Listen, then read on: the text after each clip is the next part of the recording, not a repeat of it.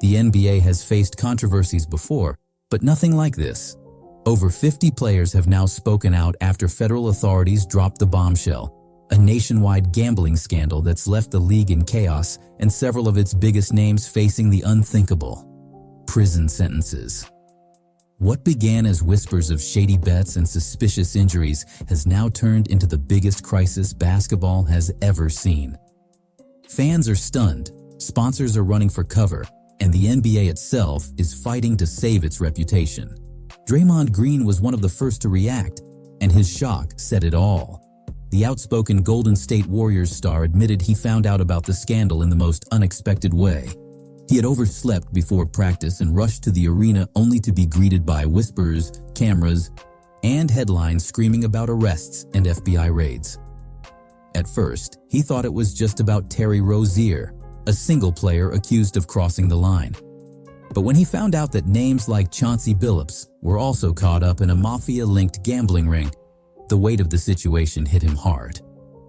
"I was shocked," he admitted, still processing what he had heard. And yet, Draymond did what Draymond always does: spoke his mind.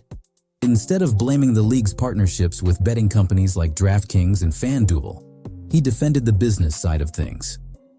"The business is the business," he said firmly, adding that nobody complains when those same deals boost the salary cap and player paychecks.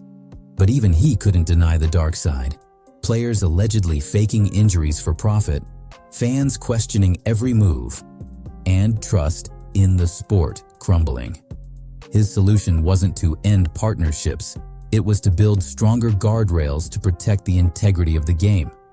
While Draymond approached it with reason, Al Horford's reaction came from a place of concern.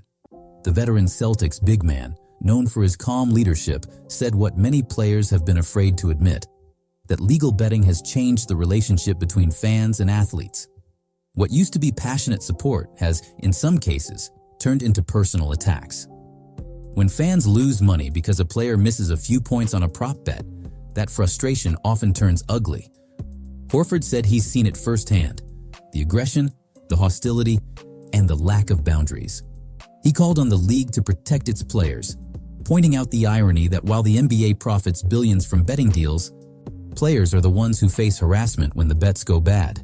His message was simple: this isn't just about the money, it's about safety, humanity, and respect.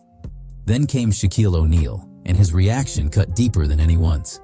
On national TV, the four-time champion's disappointment was palpable. "I'm ashamed," he said bluntly. "Ashamed they put themselves, their families, and the NBA in this position." He reminded everyone that the rules have always been clear. Every player gets warned about gambling and game fixing. Shaq spoke not as an outsider but as someone who knows the temptations firsthand, and his frustration was magnified by the absurdity of it all.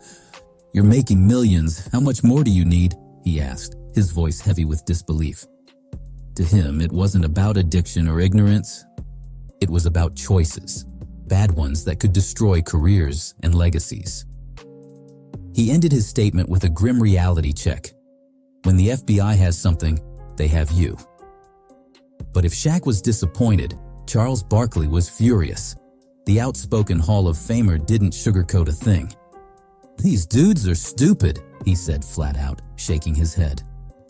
Barkley refused to let the conversation drift into talk about addiction or excuses. For him, it was simple. No one forced these players to risk everything. "You can't fix basketball games, not under any circumstances," he shouted. He made it clear that there's a difference between someone with a gambling problem and someone deliberately betraying the sport for cash. To Barkley, this was about arrogance and greed, plain and simple. And he wanted consequences, lifetime bans, harsh penalties, whatever it took to make sure it never happened again. Kenny Smith, Barkley's co-host and longtime friend, pushed back. He didn't excuse the behavior but urged people to understand it. "Gambling is an addiction," he said, pointing out that wealth and fame don't make people immune to compulsion. He cited cases where people with millions lost it all in one night, proving that logic often disappears when addiction takes hold. Smith wasn't defending the players, he was explaining them. His take added nuance to a heated debate. If the league wants to stop this from happening again, It needs to address the psychological side, not just hand out punishments. Even coaches couldn't stay silent. Steve Kerr, known for his calm intelligence, called out a problem many overlook: the toll on players' mental health. He said players today face wrath from fans like never before. Every missed shot or bad game now sparks online abuse from angry gamblers who lost money. He called it weird, a simple word that perfectly captured the surreal shift in sports culture. Kerr compared today's gambling-fueled hostility with his own playing days, when poker games in the locker room were harmless fun. Now, he said, betting apps have weaponized fandom. His solution? Smarter education, real-time monitoring for harassment, and AI-driven systems that detect toxic behavior. In his eyes, protecting players' minds is just as important as protecting the league's image. Carmelo Anthony, who had just retired, took it even further. Speaking on live TV, he revealed how gambling had changed the way players experience the game. "They say they don't care," he said, "but they do." Every time fans bet on a player's points or rebounds, it turns performance into pressure. "You bet on me to score 25, I get 22, and suddenly I'm trash," he said. "The emotional impact is real," he explained. Players start internalizing fan frustration, questioning themselves even when they're giving their all. Melo didn't deny the financial benefits of gambling partnerships, but he warned that the cost to players' mental peace was becoming unbearable. His tone was reflective, almost sorrowful, as he called on the NBA to protect the very people driving its billion-dollar empire. Indiana Pacers coach Rick Carlisle added another layer: the leadership perspective.